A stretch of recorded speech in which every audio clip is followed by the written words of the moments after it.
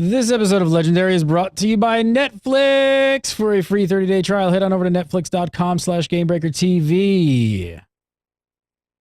And yellow dresses. GameBreaker TV.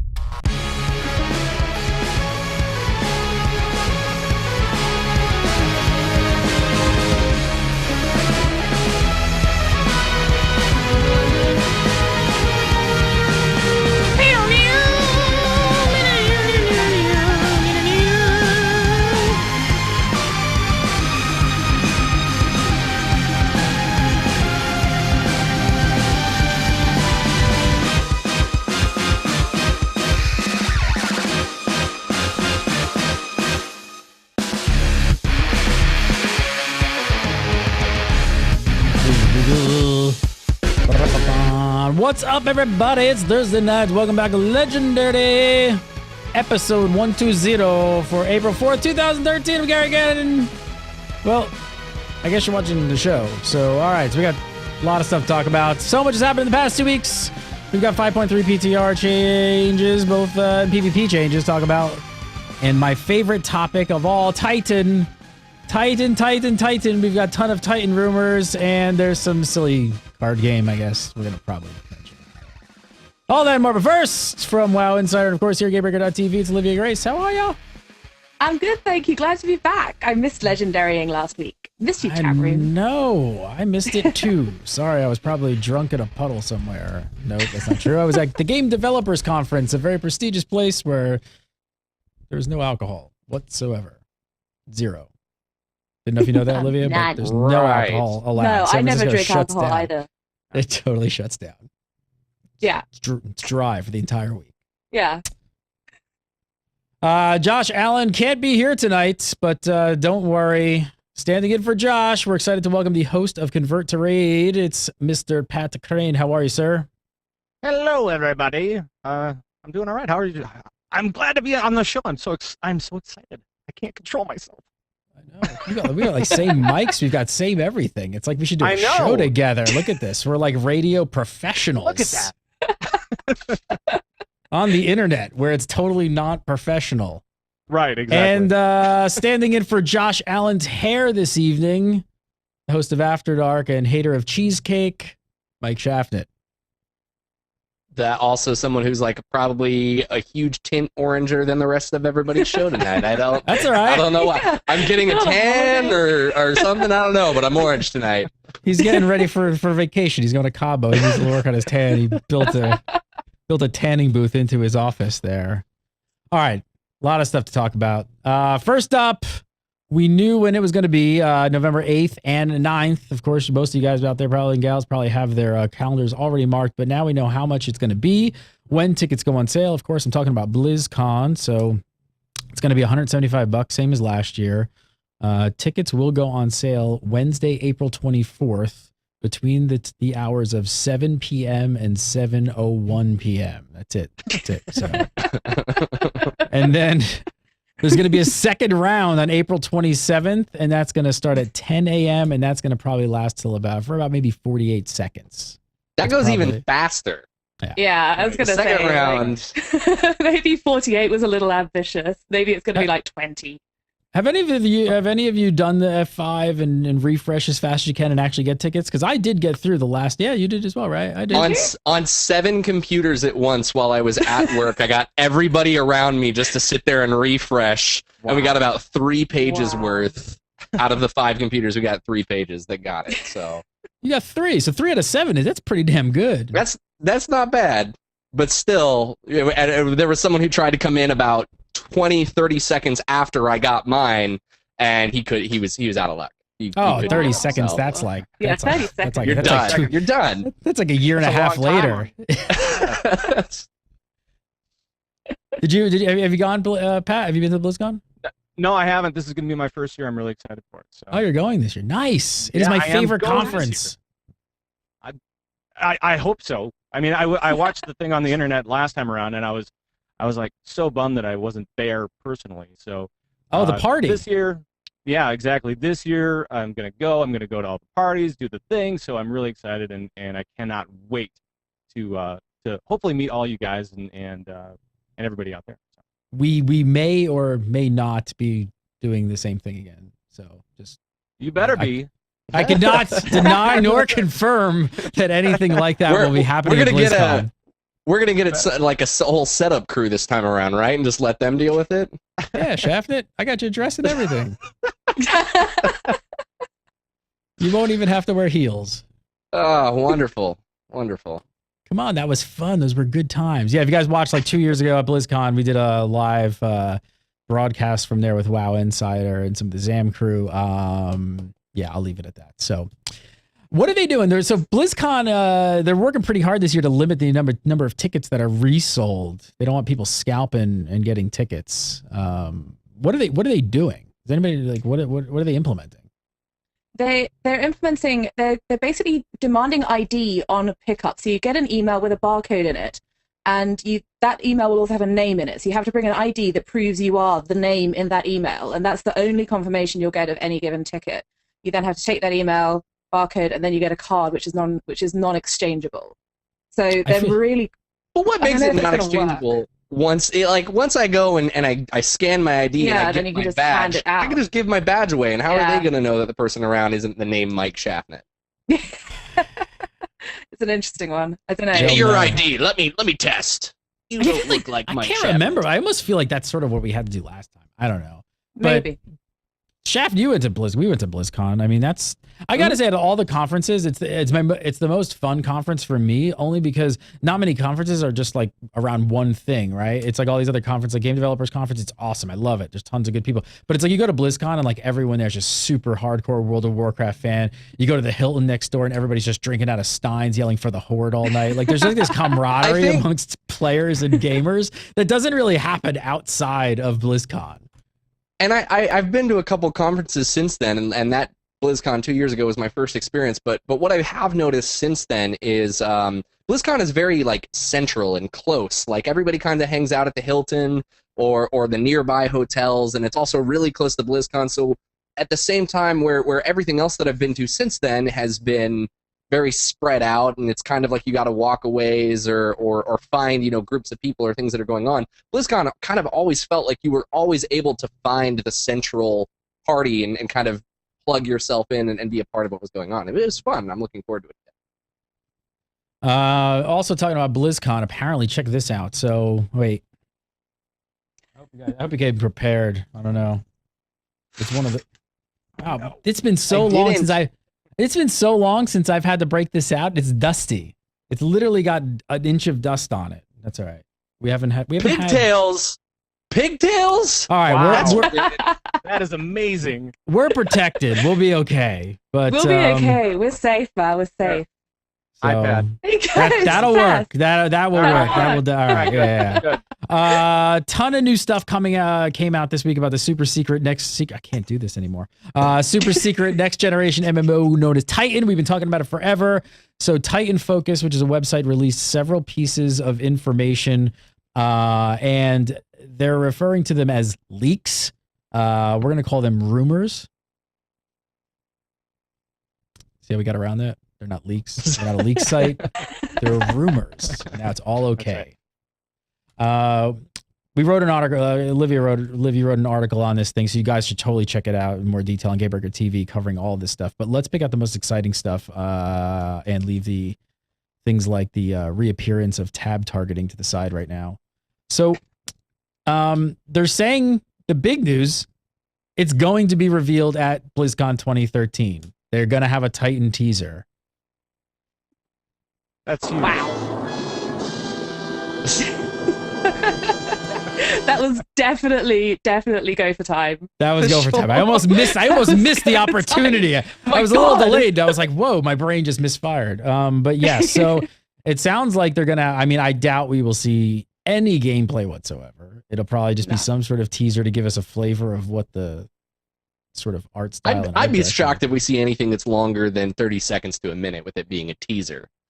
They'll just show us that it exists. All they got to do is like fade up from black with a logo, and everybody's just going to go crazy. Like that could be it. Yeah, that's literally all they've got to do.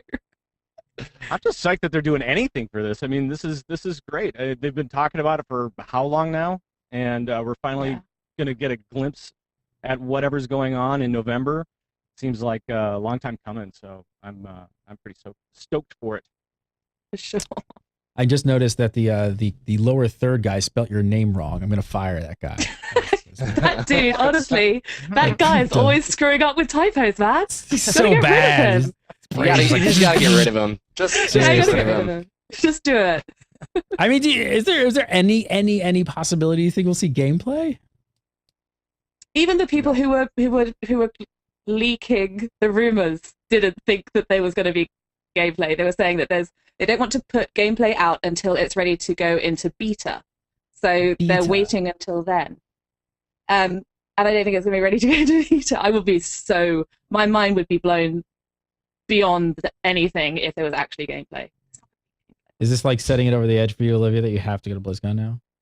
Yeah. My God, Titan? Of course I have to go to BlizzCon. I'll hike there.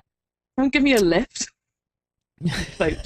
I'll leave pick you up now. on the way there. We'll pick you up in the van. We're like, we got all the gear. Pick up, live. So there's more. So the person who leaked the information is also saying that there are going to be details of, check this out, expansions for StarCraft, Diablo, and World of Warcraft. Like, what more could you possibly want out of BlizzCon?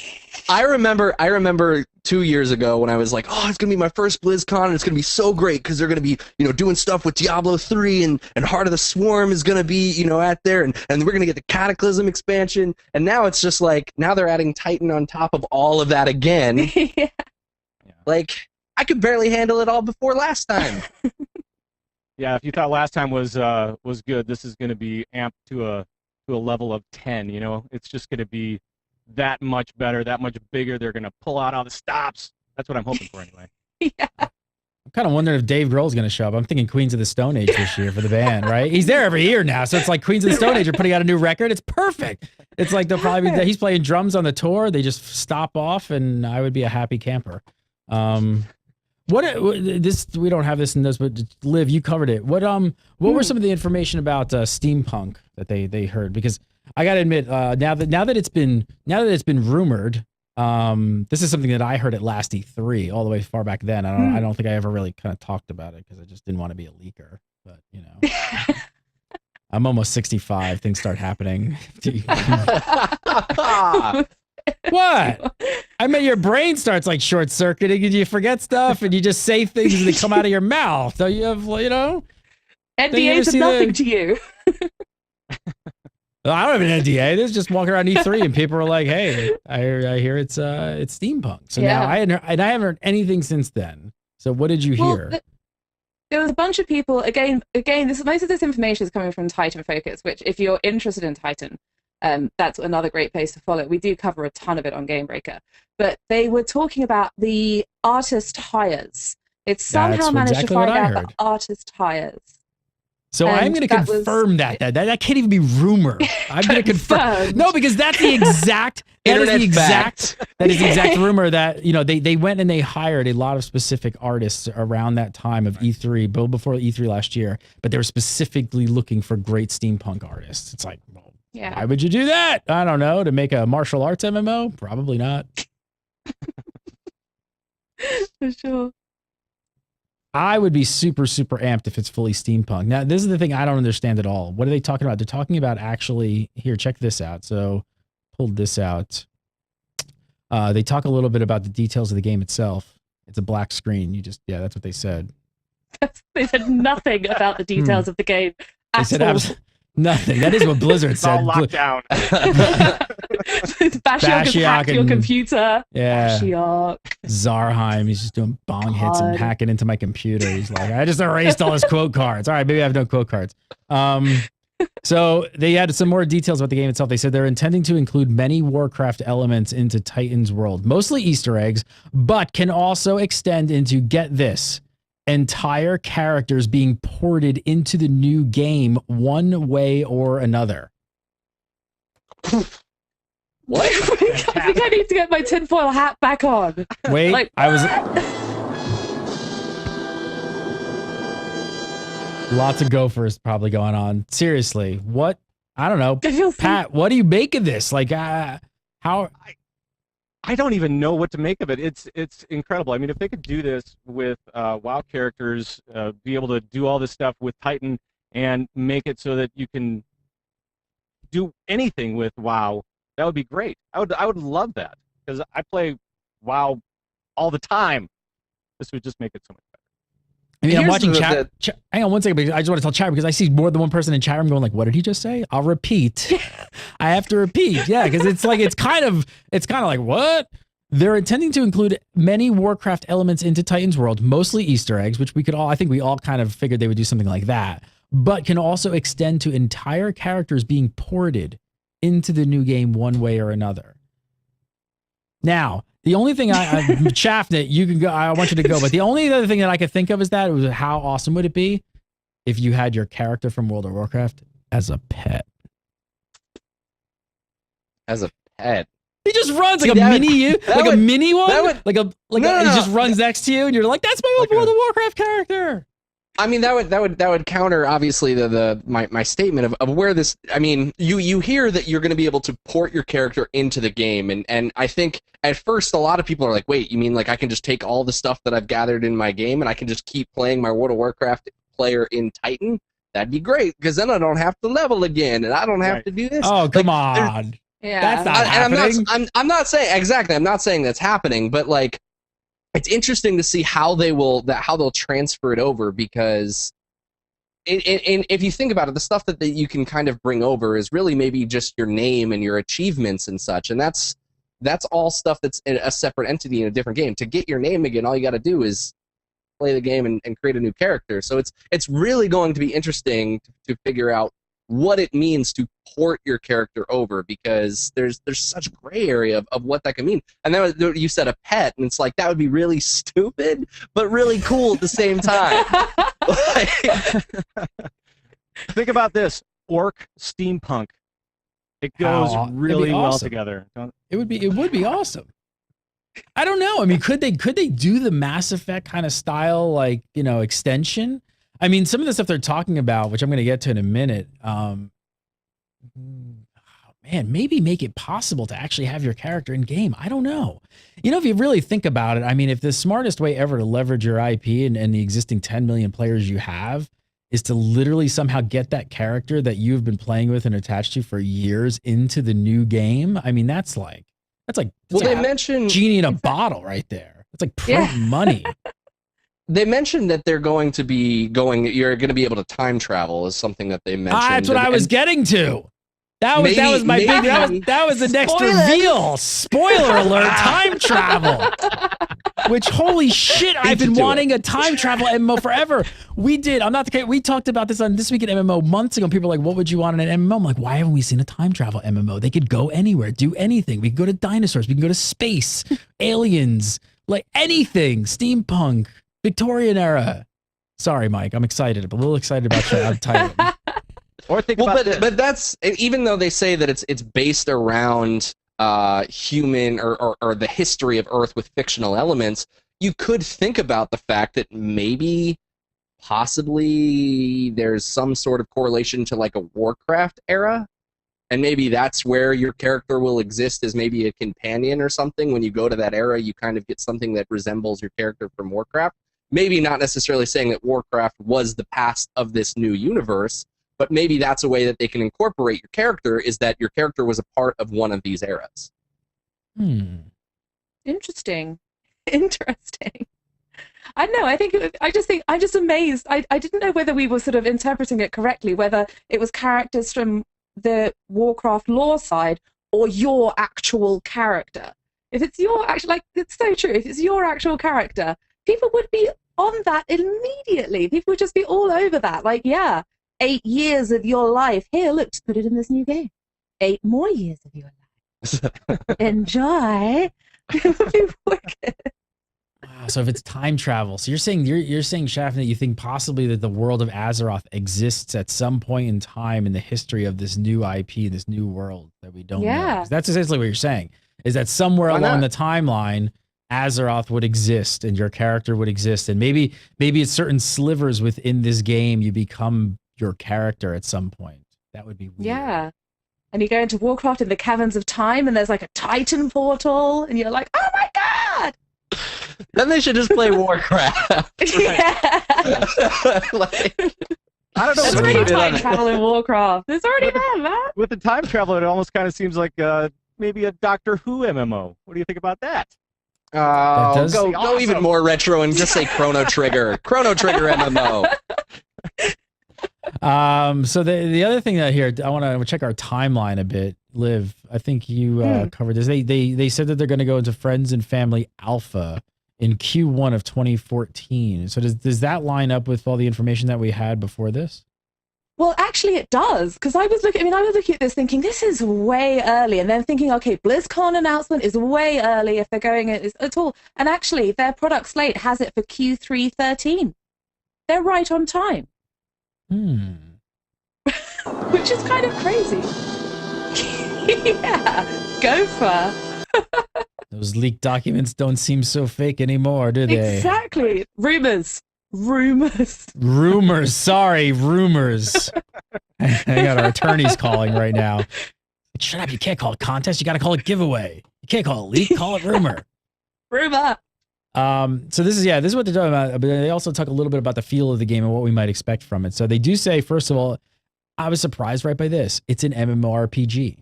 And they use the term RPG. I have been hearing it was MMOFPS, but apparently that's not according to the rumors. They say you will play from we'll play from a third-person view, but there'll also be a first-person view during events. No extra clarification as to the nature of the events would be given. And they did say it's based on Earth's history, but also includes a high amount of fiction. So when it comes to weapons, we'll have almost everything at our disposal, from magic to guns, and there will be a lot of, thanks for the spoiler, Mike Shaffnit, time travel. There will be time travel. So let's break it down. There's a ton of rumors about exactly what it would be. I was surprised that it is an MMORPG third person. I kept hearing MMOFPS first person. Yeah, I mean, I think what I sort of always assumed MMORPG simply because when I was like doing the research for this, it was consistently referred to by people from actual Blizzard as the new MMORPG, the next gen MMORPG. It was on the product slate, which was in the 2010 announcement where they first sort of leaked it. And then it's just, they've carried on talking about it. Itzik Ben Bassat referred to it as an MMORPG. And of course you can't like take that as confirmed, definitely an MMORPG. But if they're referring to it as an MMORPG in sort of casual speech, it seems kind of indicative that it might be that. But on the other hand, I'd also heard a ton of people saying, yeah, it's an FPS. So there you go. I mean, Pat, would you consider like if it was a third person shooter? Because I guess it could still technically be a shooter. Would you consider that MMORPG? I don't know. I mean, it depends on how it's built. But I mean, Blizzard is known for being the MMORPG company. I mean, Warcraft is awesome. So if they're going to make Titan just as awesome, don't you think that they would take some of those elements, especially that big element, and make it a part of the new shiny? Kind of makes sense to me. Shaft, what do you think? I think MMO FPS or RPG? FPS seems possible for them to try and stick their finger or feet in the water in another category of game to have as a whole under the Blizzard entity. But the thing about it is, I'm not saying that World of Warcraft's dying, but I think there are definitely veteran World of Warcraft players that aren't playing anymore because it's grown stale to them, or they're not invested anymore. They love MMORPGs. They just are done with World of Warcraft as a whole. And I think Blizzard has an opportunity here to bring back every one of their players that has tried and been a part of World of Warcraft since the beginning or whenever, to really come back and see what the next gen MMO is going to be. And know a lot of people that got started with World of Warcraft picked it up and put it down right away because they said, cartoony graphics. I don't want to deal with this. This looks like it was Pandas. on the PlayStation 2. Like, Pandas. and this is their opportunity to build like what they've learned and everything they've grown and built and made from World of Warcraft and make it new again not only for the veteran MMORPG players, but for the new ones as well. You know, I think I'm taking the term a little bit to the heart. I'm watching the chat room, and Justin Kennedy, one of our writers, actually, I think he's got it right. And he says, you know, the term RPG does not really define perspective or weapon type, and I think that is true. I think I'm kind of like, I'm using it as a buzzword because it's just, I'm used to hearing like MMORPG means one thing and MMOFPS means another thing, but it really, yeah, exactly. So who knows? Maybe I am kind of putting too much on there. Someone actually posted this on our Facebook page, asking us when we posted this up. They said, "Do you think Titan is going to have a negative effect on WoW when it comes out?" And I guess, I mean, I don't know, Liv. What do you think? It would. I think I was sort of looking at this question on Facebook and thinking, actually, this person kind of has a point, particularly with all the stuff. If it is, you know, a sort of what we all consider to be an MMORPG in the same way as WoW is, if you're able to port your character from WoW into Titan, it's just like, then yeah, I think it has the potential, unless obviously these rumors are completely false, or we've just got the wrong end of the stick here. If it's so similar to WoW as it sounds, I mean, we have time travel in WoW, sort of, in the Caverns of Time. It's a bit okay, it's a bit tenuous, I'll give you that one. And we already have like guns, magic. It's kind of, there's a lot of similarities there. So if this is all true and correct, and we've understood it correctly, then yeah, I can really see it causing problems for WoW. Maybe this is how it will sound. What do you guys think? Well, they've always said that if Blizzard wanted to kill WoW, that they would be the only ones to do it. So, you know, this is one way that they could do it. That's for sure. And it kind of depends on how they release it and how they kind of see it playing off of WoW. I mean, obviously with these rumors, you have to be a little bit careful about it, but they could kill it. Yeah, and I mean, or do they tie it like together somehow? That's even a longer lasting bond that goes back and forth, and maybe it's not just the initial push of like, hey, somehow your character you've got to go load up your WoW character to unlock stuff in Titan, and then go to Titan to unlock stuff in WoW. No, but I mean, StarCraft into it, I'm down. But you look at like, this is not the same thing, but you look at like what CCP is doing with EVE Online and Dust, and how they're sort of tying these two worlds together. I don't know. Could they do it? I don't know. I still can't wrap my head around actually porting your character into a new game. Like, it just seems so odd to me, besides like getting your name maybe, or, you know, something sort of like, I don't know, a mini pet or mini me of me running around next to me or something seems more, seems a little bit more real. I don't know. I just can't imagine like having my like, it wouldn't, because I mean, it's a new game. The graphics are 10 years old. Like it wouldn't look anything like my WoW character. Like the sort of crappy polygon models, like bimbling around in this shiny new game. I want those hands and feet. Yeah, I want those hands and feet in a new game. Yeah. Imagine something like PS4 graphics and then this little like animated cartoon just following you around. Like, oh, didn't they say that they were also going to be doing the same type of graphics? I mean, so it wasn't going to be necessarily realistic or anything like that. So I mean, it seems like the artwork would at least blend well together. So yeah, they said right, exactly. They said the Blizzard style.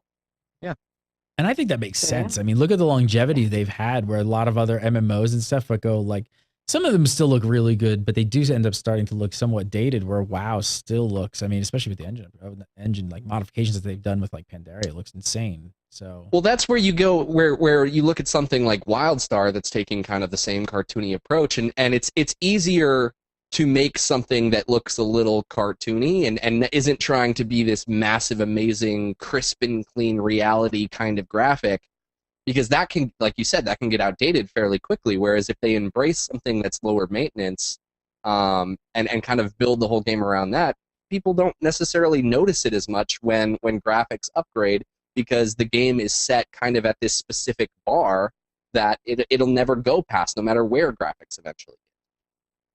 Time travel, that's all I gotta say. Aliens, I can't wait. Wow, I just thought, because I could just keep talking about Titan now for like an hour, but we got to move on because we have so much to still cover.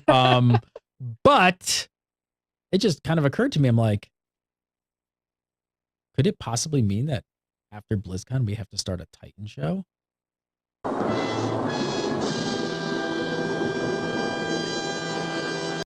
I mean, if they announce something at BlizzCon, I would imagine they're going to trickle out information at some sort of a pace, right? They're Yeah. not just going to go. They're just going to go dark and completely silent. Titan. And even if 6 months later. even if we've just got a logo, we could talk about that logo for 6 months. Come on, we could do I that. could probably. You do that. could. For sure. This just in, people realize that there's hidden text if you switch the gamma and boost up this and then put it in post-processing, and you'll see a picture of a panda. Do you know I did that Respect. a couple weeks ago as a troll to not a troll, but I did it to an announcement for Game Breaker. Nobody ever figured it out. One person figured it out. I posted a picture of a UFO on Twitter, and one person figured it out. You had to put it in Photoshop and like reverse it and jack the gamma, and you would have read something. So I do crazy shit like that. So now you can. Commitment. Now when I post weird things, everybody's gonna be like totally trying to. You gotta drop subliminal messages here and there for the stuff that we're trying to do. I mean, it just fits, right? Entire it's chat like room- Easter eggs along the way. Yeah, the entire Chat live room show just went just to left. Twitter.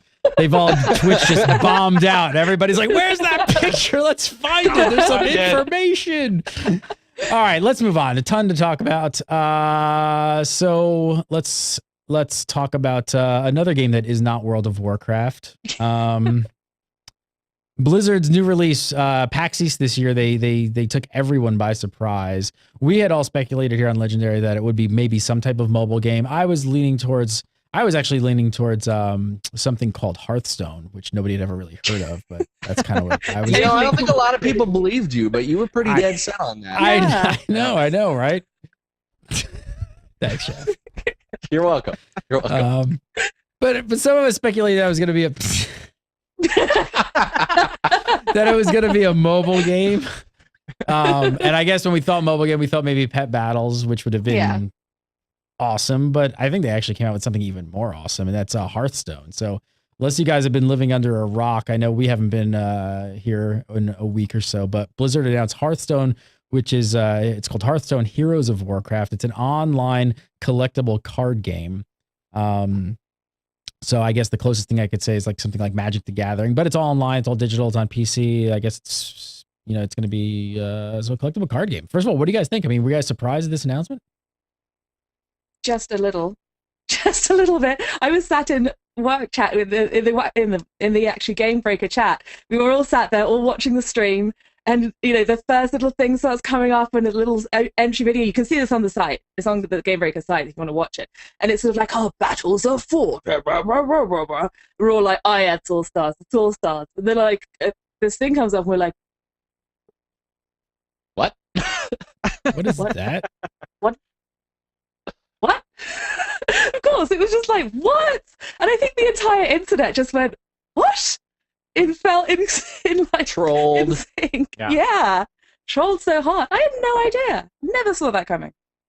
Any of you guys, never or saw any that. of you? Never Glad saw you that never coming, saw- but you know what? A podcast was born as soon as this was announced. The podcast was born.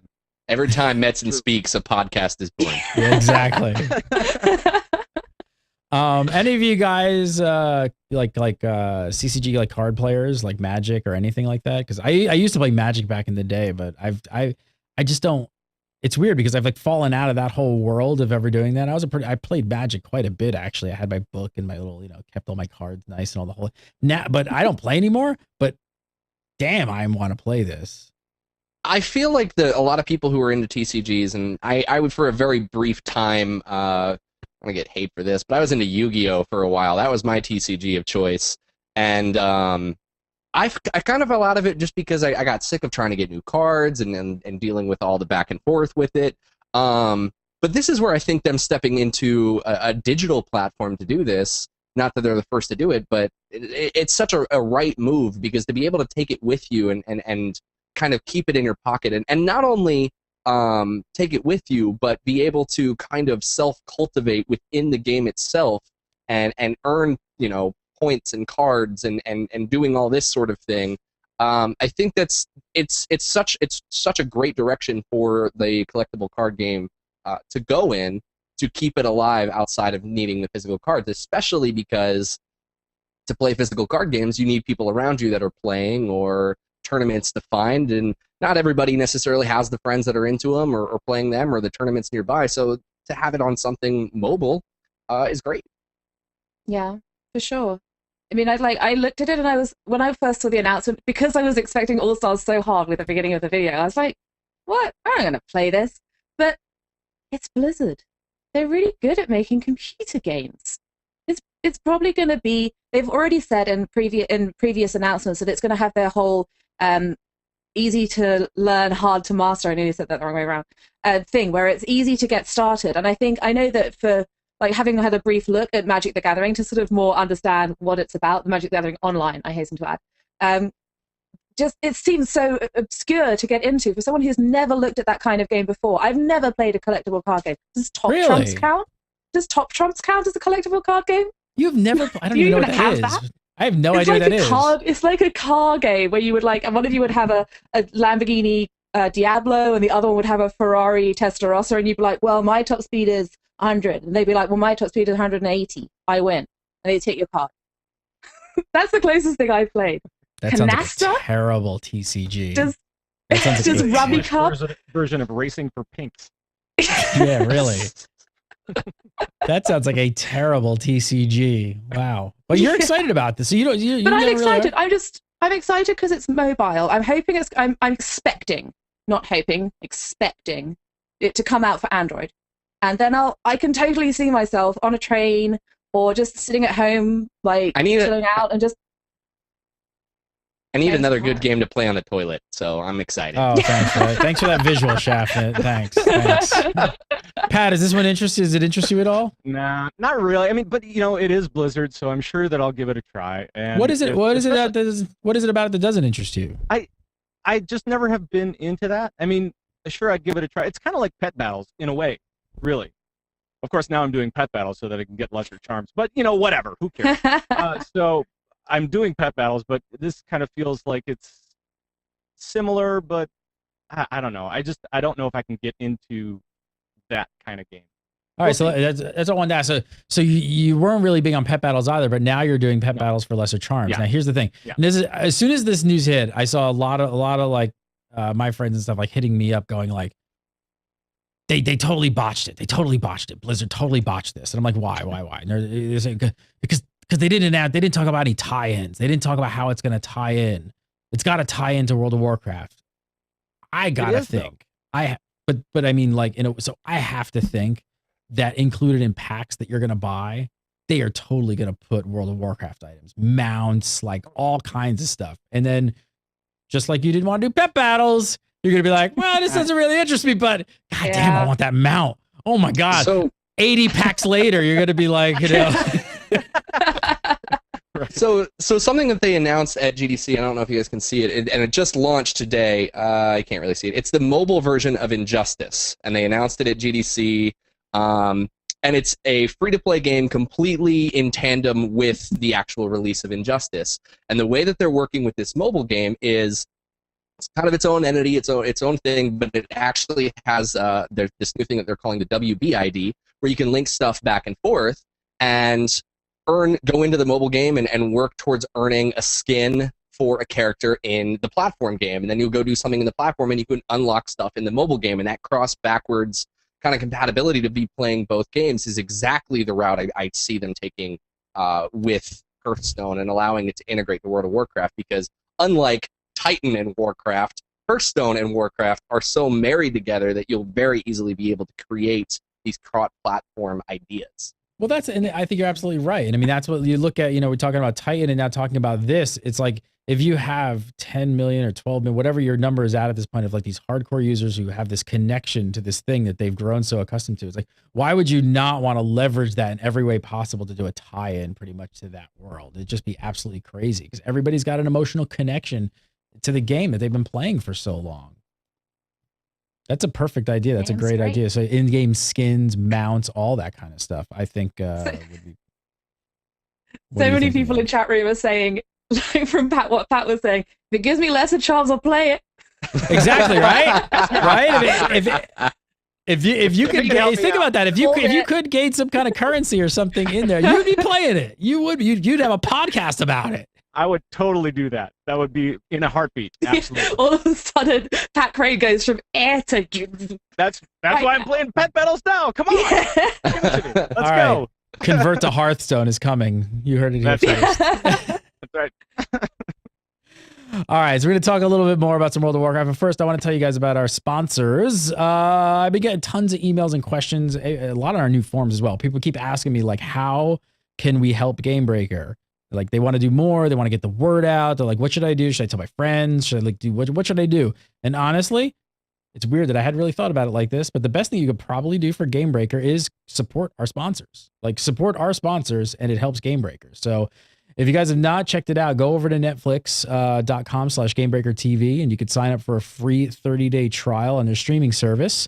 It's absolutely free for 30 days, and you can start streaming everything they have: movies, television, anime, all kinds of good stuff to, you got your iPad, your iPhone, your Roku, your PS3, your Xbox, your desktop, whatever you got. I mean, it's like every digital device pretty much has some sort of way.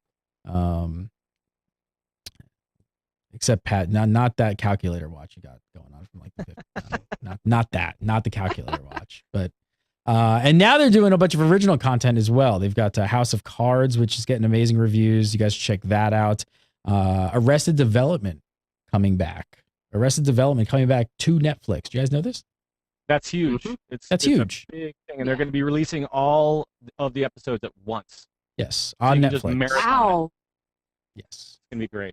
Just marathon. So, guys, haven't checked it out, go over to netflix.com/GamebreakerTV, sign up for your account, and check it out. I've been a user a lot longer than they have been a sponsor because they are awesome. So, all right. So, I guess this is a World of Warcraft show that we actually should speak about some World of Warcraft. So, we just spent like an hour talking about everything non-World of Warcraft. We covered the world first race a lot on Legendary. And it's been going now for what? It's been over 3 weeks since this thing is going on. And guess what? It's still going. Like, this is crazy. Currently, only 4 guilds have killed Lei Shen on heroic mode: Paragon in 10-man and Method, Blood Legion and Exorus in 25-man. And as of right now, we're still checking on it, but it's true. It's true. We just checked. Okay, we checked it. We just checked. Yeah, None just of those checked guilds it. have killed Rodden. Like, none of them. What? I'm going to you. What do you? No, Pat, it's well, what's going on? What's taking them so long? I talked to Zoomkins, who's their boomkin. Blood Zoomkins the Legions. boomkin over at Blood Legion, exactly. And I talked to him on Sunday before the kill, and he said that this whole thing has been a challenge, which is a good thing. When they kind of broke through the first, I think, like half of the raid bosses, they started to slow down, and that means that it's more challenging content. It means that everything's kind of as it should be. When we saw this back in Firelands, because I don't know if you guys remember Firelands, but we had the big brick wall of heroic rags, right? Heroic Ragnaros was just a big brick wall, but everything else, for these guys anyway, was kind of a snooze fest. I mean, they really kind of just laid it all down, and they said, okay, we're done. Let's go to Rags, and couldn't get past them. And this time around, it's a lot slower progression, which is actually a good thing. And it was really cool because Blood Legion, when they killed Lei Shen, they actually tweeted, and I think Method did as well, that they said, thank you, Blizzard, thank you, Ghostcrawler, thank you, whoever they need to thank, because this was the best encounter ever. That's awesome. Ever. Yeah. That's huge. Yeah, That's huge. it's huge. That I think is it's a really huge. good point that Pat's making there about the difficulty, like, obviously ramping up. Like, it's not like exactly the file is such a good contrast because they just went straight through and then just hit the wall. But it's obviously, and it's like, and I see Trekkies in our chat again, but it's just like bouncing up slowly and it's all slowed down. And it's really, it's making it exciting, but it's just like, you sort of look at WoW progress, you're like, is this still going on? It's great when you can refresh it every day instead of like every hour. Yeah. every half hour. Yeah, for sure. And go, well, what's the progression like now? Oh, they're done? Oh, whoops. Yeah. I missed it or something. Wasn't Rodden supposed to be the easy boss after Lei Shen? Yeah, I'm sure. Well, I don't know if it was supposed to be the easy boss. I mean, because you're going in there blind, right? You don't know exactly what he's supposed to do. And so it's kind of one of those things where you go in there and you have this blank slate, you have to not only find out what he does, but also solve all the problems with it, and you have a limited number of pulls. So that's a pretty big challenge. Yeah. Yeah, for sure. Some people are having trouble with pretty big issues with LFR bosses as well, right? They always do. They always do. Every week, the new LFR drops, and the forums light up, and everybody goes, "This is too hard." Blah blah blah. I want it tuned down. And then the guys who are in heroic progression are going, "This is too easy." Blah blah blah. So it's just a mess. Yeah. I think there are some problems right now with Darumu. There were some problems with visuals. It wasn't necessarily the strategy or the mechanics or anything like that. It was more the visuals of finding this maze as you go around the encounter, and they couldn't do it because it was purple goo on purple goo, and so it was kind of weird. But Yeah. that's really the biggest problem, I think. Yeah, they had some purple on purple issues, apparently. It was just like, and it is having, and I haven't actually even bothered to do raid find. I don't touch new raid finders in the first week because they're just a wipe fest, and I'm just like, nah, I'm not going to do that. All my guildmates, we've been in here for 5 hours and we still can't get past Darumu with 10 stacks of the fail buff. And yeah, it's apparently something to do, even on the PTR, it was just like, you're standing there like, I gather there's a maze. It's like, I'm a corpse and I can't see the maze. What's going on? My God. But yeah, apparently it was hotfixed. But what did they even change? It's just like they made it slightly more purple. It's just I don't know. I utterly haven't done it since the Switch myself, so I haven't seen it. But let's hope it's a little bit more visible. What's your guys' opinion? What's your opinion? Do you think the difficulty is ramped up a little too high now? Do you think they have to? Is it time for a nerf, or just leave it as is? I think it's cool. Shh, you shut your mouth, Gary. You shut your mouth. I think it's cool. I think it's fine. I think that after a week or two, people will get it, and they'll all come up with their own LFR strat, and it'll be fine. Yeah. I think it's definitely interesting with Dark Animus. There seems to be sort of a couple of different strats flying around. One of them being the do it correctly strat, and one of them being the nuke everything with AoE until it's dead strats. And obviously, raid finder groups tend to lean towards the latter strategy when given those two options. So it's kind of, if that's still an option in a boss that's as hard as Dark Animus and that people got stuck on like they did in the actual, proper raid, and then, yeah, I can't help but think that people will figure out similar strats for other bosses. Like, if we all stand on this one exact pixel, the purple doesn't touch us. The purple.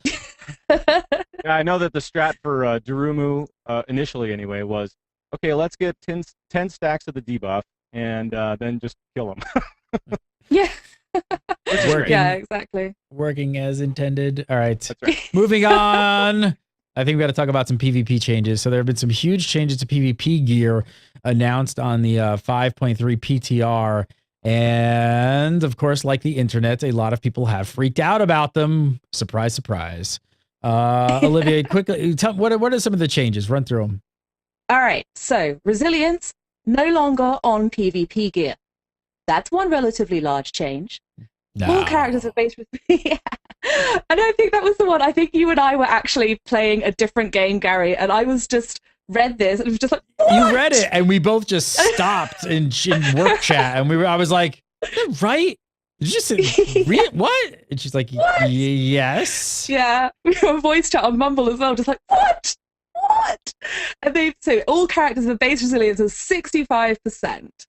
So basically, you've got all the PvP. The PvP gear is PvE gear. It's all got the same amount of resilience on it, with the exception that gems and enchants still have PvP resilience on them. So you do have like a 5% buffer up and down there. But yeah, that's some huge changes. And what's more is all gear, if you go into a PvP specific situation, so arena, battleground, rated battleground, all gear is going to be downscaled to the maximum item level of the PvP gear. Now, this season we've got 2 levels of Conquest PvP gear, a total of 4 levels of PvP gear. And all of that is being adjusted to 496. And I think they're currently saying there's exceptions for the weapons, but okay, let's just say all of it 496. And then if you've got 522 raid gear, that's going to be 496 as well. So it's huge. These, I can totally, yeah, it's the internet, and yeah, it's gamers. and we're all a little bit melodramatic when it comes to changes to our games. But So, I mean, no wonder people were surprised, right? I mean, those are some really big changes. But so there, obviously you understand the surprise factor, but what are people really worried about? Well, I think the big concern is PvE gear in PvP, which for people who PvP, they want to get the best gear for their thing from doing PvP. They don't want someone in raiding epics to stroll into their arena and just be like, Ruffle Stomp, you're dead. And their concern is this going to mean that PvE gear is actually better for PvP in any given scenario? This fear kind of stems from what happened early on in Battlegrounds, when you'd have people, you'd have someone rolling around with a Sulfuros and just be like, whoop-pow! And you'd be like, well, darn, I don't have a 40-man raid group. How am I going to get that weapon?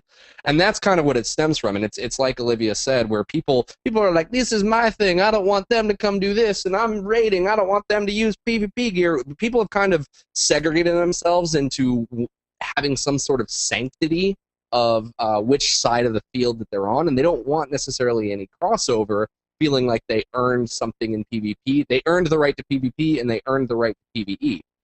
But I think the other side of it, which was kind of what you're going into, is if you go to the extreme where the PvP player feels like they have to raid to get the good weapon to PvP, that's when it becomes a problem. Or when the PvE player feels like they have to PvP to put up in a raid, that's where the problem lies. However, if they're doing this normalization where everybody's kind of equal, I think it's going to go over better. Well, and me being the PvE player and not the PvP player, I am just so glad that they did this with resilience, because now that means that when I go into a battleground, I can cast more than like 2-3 spells before I die. So. I can totally get through 3 cast eyes and 2 globals before I die, man. This is awesome. That's right. Those are my goals when I go in there. I'm just like, okay, if I can survive just a little bit, that would be great. What do you think they're trying to accomplish with this? I mean, there's one side of me like going. I think they're trying to get people like me into PvP. They're trying to get a bigger pool of people into playing, this type of content, and that's great. I mean, if they make it so that gear isn't quite as great of a difference, I guess, between the very top and the entry level, then they can kind of make them play together a little bit nicer, which is. And it's great for I literally just last night, I had an old PvP friend of mine ask me, he's like, hey, we're killing Horde out on the Isle. You want to come? And I was like, sure, this will be great, because I PvP so much right now. My gear that I get from raids will hold up. Truth is, no, it doesn't. And that wasn't really fun, because as soon as people found out that I could be like 3-shot, they were like, that guy. Yeah, he's the one we want to go for. Yeah. So it made it less fun for me. And I love PvP, and I love playing with those people, but it made me a little bit upset that I haven't been able to keep up with them in PvP, so that I can sit there and like joke around with them and have fun. I'm just sitting there frustrated because I can't help. And it's like because I've focused more on PvE this time around than PvP, I'm getting completely left out of friendships and fun times that are going on. So I think it's a good step. I think it's a good step. Yeah, I agree. Exactly. Let's move on. All right, next up. No, we want to say you hang right on this moment. We want to hang right with this moment. Yeah. Why do you Liv? Why do you think PvP gear is changing so much though? Because I mean, this season it just changed, and we got 4 levels of gear, and then next season it's going to change again. Doesn't this piss players off? Like this amount of change. I think my sort of feeling from it, from sort of the PvP people that I hang out with on a surprisingly regular basis, is that it's they're trying to get it right, and they've taken the old system and gone, this is the first thing we're trying to get it right with, and then they've come back and gone, yeah, we kind of messed that one up because of the item level escalation and rubbish. Yeah, sorry about that, guys. So next season, we're totally going to try and do this. And maybe, I mean, there's still problems with this system. It's definitely not a flawless system by any stretch of the imagination. Well, PvP is a concern, although the PV power bonuses, it's going to have to be some pretty awesome raid gear to outdo the PvP power bonuses. If your raid gear is giving you a plus 50% or more modifier on your damage, then two thumbs fresh. But other than that, your PvP power is going to own that as well. But things like flag carriers, the AKA Mike B's of this world, who are in their, they're in their full raiding. Oh, okay, Mike B would never be in full raid gear. Say a different prot warrior who's in full raid gear, and they're fully geared defensively, and they've got 65% base resil. They're going to be pretty unstoppable. Its defensive stats are kind of a bit of an issue, but then the team are on this. They've noticed. They design games for a living. They've spotted this, and they're working on it. But I think they're just trying to get it right. And I think people appreciate that they're trying to get it right more than they're pissed off that it's changing all the time. That's my take. All right. So moving on, talking about PTR as well.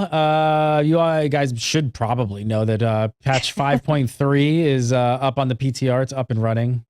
I see chat room saying PTR is the new live. So I don't know if that's true. Is everybody hanging on PTR? So there's been some actually really interesting stuff data mined out of this. So first up, there's some new scenarios added, only this time they're actually heroic scenarios. Olivia, you did a few of these on the PTR. What did you think of the new heroic scenarios? Yeah, I kind of felt that it was important to have heroic in there. I have to say, having played them, I don't know if they're worthy of the title at this point. Now, obviously, PTR, everything gets tuned up, made harder in live servers from PTR, but they have to make these a lot harder. I mean, obviously, they've still got to be doable with 3 DPS. That's kind of the sort of thought that's going on there for them. They've got to be doable with 3 DPS. That's what scenarios are for. But they're really easy. And at the moment on the PTR, you can get your standard issue, your base 50 Valor for doing your first scenario of the day. Plus, if you complete the heroic objectives, which are, try not to die so much, noob, and then you can get an extra 90 Valor at the moment on the PTR from doing that scenario. It's 140 Valor for doing a scenario that's really easy. Wow. So yeah, that's what happened. And it should be, I love that cover so much. It should be noted that there's 2 different numbers on the tooltip. One of them is 90 and one of them is 50. But even so, 50 Valor for doing a scenario is pretty good. Even good at numbers. 50, it sounds pretty good high. Yeah. And plus, so you have to be in pre-made group of 3 to do these, right? Mm-hmm. Yeah, at the moment. I mean, it was started off in the PTR that you could queue for them like a normal scenario. They were always intended to be a pre-made group of 3, and they actually someone went, oh, look, I forgot to tick that box. I'm sorry. And they took that box, and now it is pre-made groups of 3. So it's a bit interesting. What does that mean? How would that impact how they're used to compared to the scenarios that are on now? If it makes it to live, the way it is, how do you think that compares? It's a good question. I don't know. It's like I don't know exactly what to say there. It's interesting, that's for sure, and it'll mean that you can go with your friends and go get more Valor, which is always nice. But it's like, I mean, I don't know, like what I did do a ton of scenarios on live. So Pat, you're probably a better person to assert on this. But do you generally go into them with friends, or do you generally is it something that you do in your downtime to sort of just get that little bit of extra Valor every day that you don't really want to do with a pre-made group because of the inconvenience? If I'm going to do scenarios, I'm going to go in with friends anyway, but that's just my play style because, I mean, I just have this whole big, huge guild of friends, so it's pretty cool. I can just find people and just go, all right, let's go in, and then that way we can chat together. But, I've done scenarios, gone into them just blind with people that I don't know, and I'm like, okay, so what do I do? And they're running all over the place and doing stuff, and I'm like, what do we do? Apparently we run around and see what happens. Right, exactly. Could you share some of those friends with Shaftnet, because he's losing some? So aww, you got a big group apparently. You play Alliance, right? So you sure? Let's do it. All right, new home. Yay! I got friends. Here's a question. What do you guys think of this? I mean, could Blizzard actually be considering using this as a potential replacement for 5-man dungeons? I think this is. Go ahead. I think this is kind of the direction that they're going here. Is they the thing about dungeons, at least for me personally, the way I feel is like they feel like they need areas. Look at the dungeons that we have. We've got Storm Stout. We've got I actually don't remember a lot of the names, but we have central locations that are around Pandaria that feel like, okay, these are why these are going on. But I think the scenarios allow Blizzard to tell smaller stories and kind of enrich the lore of what's going on maybe in different areas or different things. And it's ways that they don't have to build these whole like world scale dungeons, but they can build these kind of fun, interesting instances that people can run and enjoy. And I think that's maybe again why they decided to spend the development time and not do more 5-mans, is because they feel like if they can make these scenarios, these instances that could be around a town that is instance, like it's like, oh gosh, the Temple of the Jade Serpent, there's something going on there and we need you to go defend the gates. That can be done in a place that's already kind of located out in the world, but maybe it doesn't have some big landmark dungeon around it. There's also been some pretty sweet-looking mounts that were data mined. So I'm gonna pull these up here. Did you guys check these out? So there's like these kind of Pegasus-style mounts. What did you guys think of these? There's a red one and a blue one, which I assume would be for one for each side. What do you think? I thought they looked pretty sweet. As soon as you start assuming anything, you're wrong. Yeah. Yeah. That's all I'm gonna say. It's all right. I mean, it's a cool look. It's different. It is what it is. I don't know. I like some of the other ones that they came out with, but it's different. It's the pre-order mount for Titan. Oh, there you go. Yeah. Here he goes. Yeah. Yeah, there you go. There's your picture. I had a ton of theories on this. I have a sneaking suspicion that they're going to be like an annual pass mount, and that they're going to tie it in with some Titan, or maybe some little like guaranteed beta Titan, annual pass mount, like Punk Pony, whatever you want to call these. And all that. I kind of had the idea that they might be a glory of the Throne of Thunder Raider, just because they look very Mogu, and then they're coming in 5.3 when we're coming towards the end of the sort of Mogu Fang. And maybe that they're going to be a glory of the Blah reward, but more likely, or Pet Store. It's got to be something which is shared by both factions. Or God, if it's reputation, I'm going to be so angry. What, you don't want to do dailies? Okay, I liked you until that point. I don't do it either. I'm doing pet battles for lesser charm, so don't point your fingers at me, please. Okay, next on the PTR, there's some interesting discussion about a particular data mined spell, and people flipped out when they saw this. There's another one, right? Players thought that they might possibly, the spell hinted at players actually getting a third talent spec. Unfortunately, a few days later, I'm going to say unfortunately, Ghost Crawler jumped up on Twitter and he posted this. He said, just an experiment. You could data mine a lot that may not come to pass anytime soon. Example, defense of the Ale House. So, and on top of that, it looks like the spell is actually gone from Wowhead's database, so they removed it. What do you think? You think it's just one of those things, just like remnant in there, and do you think it just went in by accident? Actually, obviously, I think it was like mixed reactions. I mean, some people are really excited by this. Some people were kind of like up in arms by this. What do you guys think? Would you like to see a tri-spec? I'd love a tri-spec. It would just make my life so much easier. I mean, particularly where like I'm PvP. My main character for both PvP and PvE is a restoration shaman, so that's a healing character, obviously. So then, if I want to do dailies, lol. But if I want to do something which involves killing stuff, okay. So I want to do scenarios. I walk into a scenario as resto, and people are like, "Could you go elemental, please? It'd be much faster. Thank you, bye." And if I want to do stuff like that, if I want to go and kill some rares, I actually do really love killing rares. I've got to do that as elemental. So I need an elemental spec, PvE resto, and PvP resto. That is what I would like, and I would like them to get it back in. Well, I used to go ahead. Well, I used to kind of agree with that sentiment, and I had some people kind of confront me. I have, and I still do, just because I haven't taken the time to change it. I've got a PvP feral and a PvE feral, and I had someone kind of say to me, "Is like, why do you have a double feral spec?" And I was like, "Oh, one for PvP, one for PvE." He's like, "But all you have to really do is quick swap your talents anywhere you're at. You don't really need two feral specs anymore because you can just quick swap all of your talents." And then I think that's true to an extent. I don't think we need a third spec out there to fill that gap. And I'm not necessarily trying to tell you you're not allowed to use both your talents for resto. Shame on you, Olivia. But like, I don't think it's necessary. I think there needs to be some sort of choice in there. Otherwise, why not give me 4 specs? Because then I can have one of every druid. Like, come on. Like, but what's the downfall? Control. But what's the downfall of it? Like, what is there to complain about here?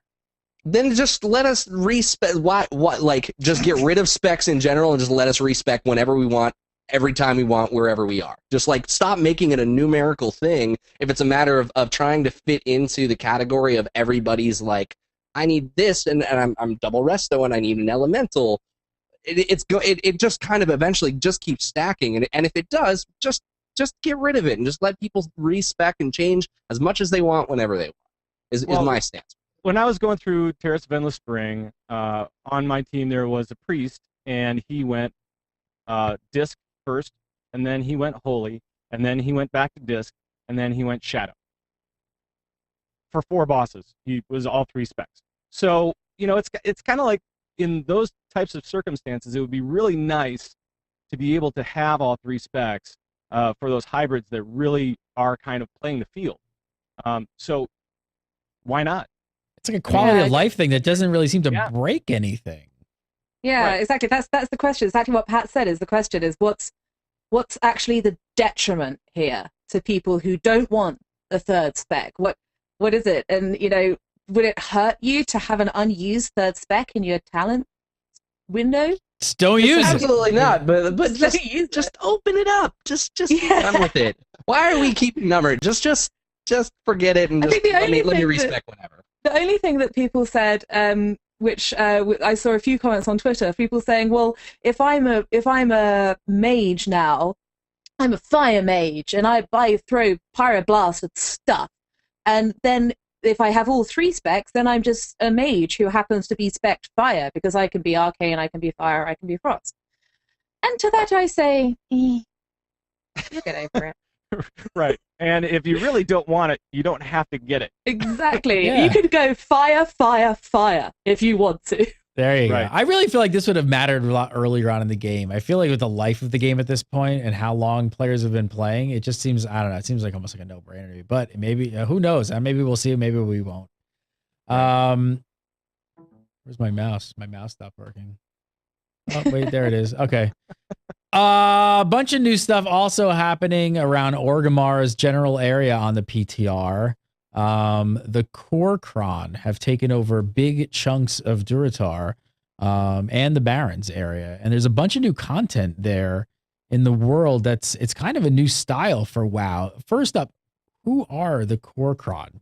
Who are they?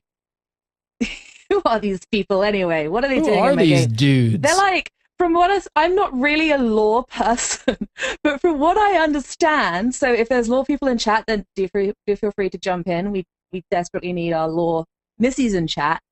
They're Garrosh, they're the war chief, not just Garrosh, because they were in before Garrosh. They're the kind of like the secret police for the Horde war chief, and they're like his bodyguards, essentially. They like stop people trying to kill him. But they're obviously doing a little bit more than just bodyguarding, because I haven't seen Garrosh wandering around the Barrens. And these dudes are here, like, taking stuff over. Something's going on. Something's going down. It's like a conspiracy. It's like a conspiracy craft. I see what you did there. See what I did there? Yeah, we have a brand new column over on Gamebreaker TV called Conspiracy Craft. You all should go read it. And Yeah, and actually it's with Missy, who's our lore geek in chat. It's with little Missy. It's fantastic stuff. You guys got to read it. It's called Conspiracy Craft. Go look at it on the Gamebreaker TV. She's got some really awesome theories, and we may just be turning this into a show. We need some red shirt. We need some red shirts. It's good stuff. I don't know what do you, does this have anything to do with Vol'jin? Well, actually, yeah. If I don't know how much you guys have had a chance to play around on the PTR yet, but basically what you're doing is escorting caravans, killing some dudes, killing some other dudes, killing some bigger dudes, and all that you're doing is you're collecting stuff. If you're Horde, you're collecting stuff to give to Vol'jin to help him build his bang against Garrosh. And if you're Alliance, I think it's SI7, but I think they're still kind of aligned with the Dark Spear Trolls and Vol'jin. So it's Next all War a bit Chief. Interesting. Right. Next War Chief. That's right. OMG. That's right. You called it, didn't you? You called Yes, it. I did.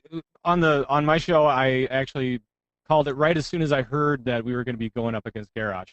I'm like, well, who would make most sense as far as the next War Chief goes? I think the only one that it could be would be Vol'jin. Or Campfire. One way or the other. Vol'jin's taking over. There you go. Broken first on your show, buddy. Right? Yeah. I thought this was so. This is weird because this is the Alliance and the Horde working together, right? Yeah, it Against kind of is. It all Garrosh. seemed to be. Yeah, exactly. Wasn't this supposed to be the expansion that brought back war to World of Warcraft? Like, wasn't that was? I'm just trying to understand Yeah. the lore. That's why we got to start a show just on lore. Maybe they just meant the beginning, and now we're going to go back to lovey-dovey. Gotcha. I know it's kind of weird because you've had a whole expansion of like, let's work together and follow Jesus around, Thrall around, and just be like, yay, Thrall! And we'll help Thrall with his magical disc of power to defeat the dragons, and it's all going to be amazing. And then they're like, orcs and humans and killing and fingernails and rah! And then it's just like, and now let's get together and try and kill Garrosh. It's just like, no, we shouldn't be killing each other, man. Stop it. Orcs and humans. Done with this. They should make a game called Orcs and Humans. It's a cool name. Yeah. Wow. Pretty awesome. All right, let's do some viewer questions and get the heck out of here. If you guys have questions for the legendary crew, send them over to submit@gamebreaker.tv. And if you've got video questions, we love the video questions. Record yourself up on YouTube. Post it up, or record yourself. Did I say record yourself up on YouTube? Is that what I said? Yeah, that doesn't Yeah. make any sense. That's exactly what you It said. makes no sense. I did 4 shows today, so I'm Don't worry a about little bit, it. a little bit fritzed. Record yourself, post it up on YouTube, keep it like 30 seconds a minute, and send it to submit@gamebreaker.tv, and we will play it on the show. I don't have cue cards. So first up, Stephen Rhodes says, do you think there should be some kind of catch-up mechanic in place for PvE like they have in PvP, where you can catch up on Valor the same way you can catch up on Conquest? What do you think, Pat? They kind of have this already. I mean, with the Elder Charms now, they're available on the new Thunder Isle, and you can go and kill stuff, and you can get into the treasure room, and you can go grab a bunch of Elder Charms, and then go grab some stuff in LFR wherever you need to. It's there, kind of. Jeff, I mean, I what do you think there's definitely an imbalance because we see with PvE route they're definitely taking the approach of like, if you level an alt, you're gonna have to do all the old raids, and then you're gonna have to get yourself geared up to get to the next raid, and then you're gonna have to. They're keeping that in mind, and I think that the differentiation between these is that PvP, it's every new season you just earn conquest and you get the new season. So PvP players definitely have accessible to higher item level gear right out the gate a lot faster than PvE players do.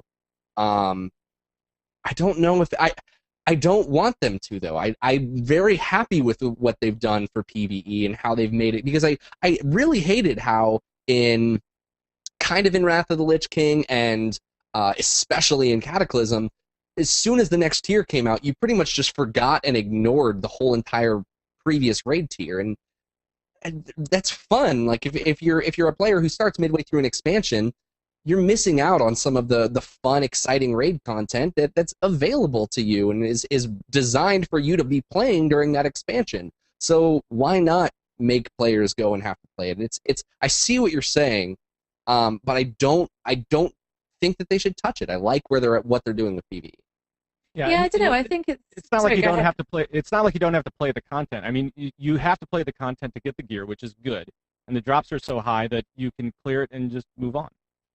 Go ahead, Liz. Yeah, I think it's sort of as well. I think there should be more of a I don't know. Maybe it's because I love to play alts. The PvE guild I'm in is a tiny, tiny little guild. So, like, for example, I heal at the moment, and they've just said, "Sort of, Liv, could you possibly tank?" And it's just like, yeah, my tank's not remotely geared. So we small guilds sometimes need to have someone who can heal but also tank, and DPSs who can heal, and healers who can DPS, and all that sort of stuff. And it is. In Kata, it was so easy to do that kind of guild because you were just like, I'm done. And I think in Mists, it's gone a little bit too far the other way. I think 5.2 has improved that a lot because you can gear, funny enough, all the people complaining about PvPing, having to gear with PvE stuff, you can gear with your honor points so fast right now. Like, you get that 435 into the dungeons, 476 with the honor points. That's pretty quick. But I think I would kind of like what actually Stephen Road is referring to is the increased conquest cap that's coming in 5.3. I think that's what he might be referring to. And I don't know if you can actually earn Valor fast enough that an increased Valor cap per week would be useful. I don't know. What do you think, Pat? No. I think you're probably right. I don't think it really makes a lot of sense in that respect. But going back to your other point about going for off-spec gear, I totally get that. That makes a bunch of sense to me. Playing a healer myself, I know that it's tough to get that gear. So, but I go back and I clear old content with the Elder Charms, and I seem to catch up okay. Yeah. Maybe not perfectly, but that's okay. Yeah.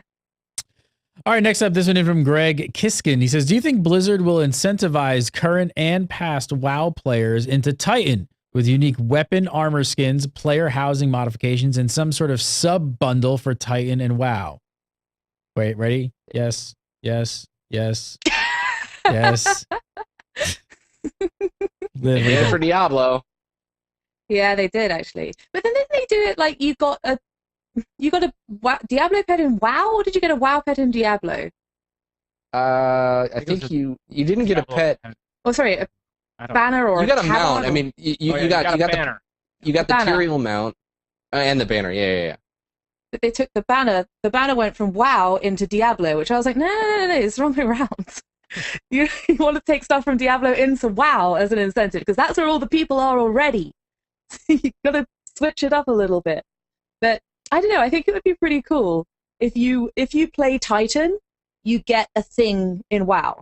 Well, you're apparently getting your character. I mean, if that's not more, how much incentive do you need? We talked about this for an hour. If you get your character's being ported into game somehow, done, and done. If that rumor is true, then it's going to be one of those things where they're probably going to have a sub bundle, so you're going to be able to subscribe to both and whatever. So very likely. Very likely. Very likely. Pat Crane from Convert to Raid. Thanks for coming on the show. Thanks for coming, Pat. It was a lot of fun. Where can they find your show? Is that at converttoraid.com? That is correct. Converttoraid.com. Go to converttoraid.com and check out Pat Crane's show. Gotta have you on the show again more. Mike Shaftnit. Follow him on the Twitter at Mike Shaftnit. He has a show. It's called After Dark. It's right here on GameBreaker.tv. So come over and watch After Dark on Tuesdays at 9:30 PST. It's a little late, but it's good. It's a late night live call-in show. It's a video game call-in show.